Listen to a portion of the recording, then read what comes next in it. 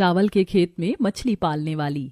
माधवी ओखली में धान कूट कर चावल निकाल रही होती है, तभी कलावती रसोड़े में आती है। ये क्या माधवी बहू, आज तो इतनी सुबह सुबह धान कूट रही है। पहले चूल्हा जोड़कर चावल चढ़ा देती। माँ जी रात को बरसात से रसोई चूर रही थी। खाना पीना बनाने में ही काफी देर हो गई थी, इसीलिए रात को सुबह के लिए धान कूटकर चावल निकालने का समय नहीं मिला, इसीलिए अभी कूट रही हूँ। अरे बहू, इससे अच्छा तो चूल्हे पर धान को उसीने के लिए रख देती, अपने आप चावल छूट कर निकल जाते। हमारे जमाने में तो इसी तरह खेत से बोरी के बोरी धान काट कर आते थे और हम कूट कर नहीं रखते थे। रोज धान उसीन कर चावल निकालते थे और उस वक्त तो खुद ही के चावल की खीर भी इतनी बढ़िया बनती थी कि महक 4 घर तक उठती थी। बातें करते करते कलावती माधवी के साथ धान कुटवा देती है। कुछ देर बाद, धन्यवाद माँ जी, आपने चावल कुटवाने में मदद कर दी, इसीलिए चावल जल्दी निकल गया। बहू जल्दी से चावल बिठा दे, आज खाना पीना जल्दी बनाकर हमें खेत देखने भी चलना है। माधवी जल्दी से चूल्हा लीपती है और भगोने के बाहरी सतह पर गीली मिट्टी लगाकर चावल बनाने के लिए रख देती है। तभी केशव थोड़ी सी मछली मार कर ले आता है।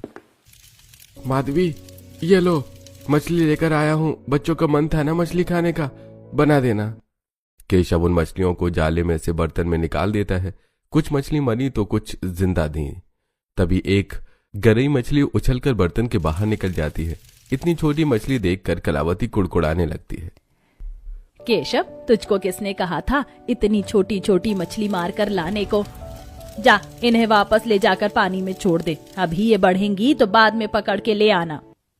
अरे मैं अगर मछलियों को भी ले जाकर पानी में छोड़ दूंगा ना, तो कोई और उन्हें मार कर ले जाएगा और बनाकर खा जाएगा।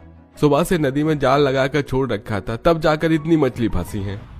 मगर इन छोटे छोटे मछलियों को फोड़ने में, धोने मांजने में पता है कितना समय लगता है, फिर जाकर मछली बनती है। आज खेत पर भी जाना है, नहर के किनारे किनारे बहुत सारे नरकट हो रखे हैं। मैं और बहू जाकर काट कर ले आएंगे तो थोड़े दिन जलाकर खाना पीना तो बनेगा। माँ, कोई जरूरत नहीं है नहर में नरकट काट कर लाने की।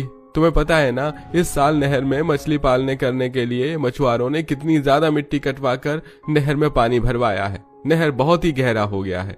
जितने का ईंधन काट कर लाने नहीं जाओगे, उतने का खतरा है।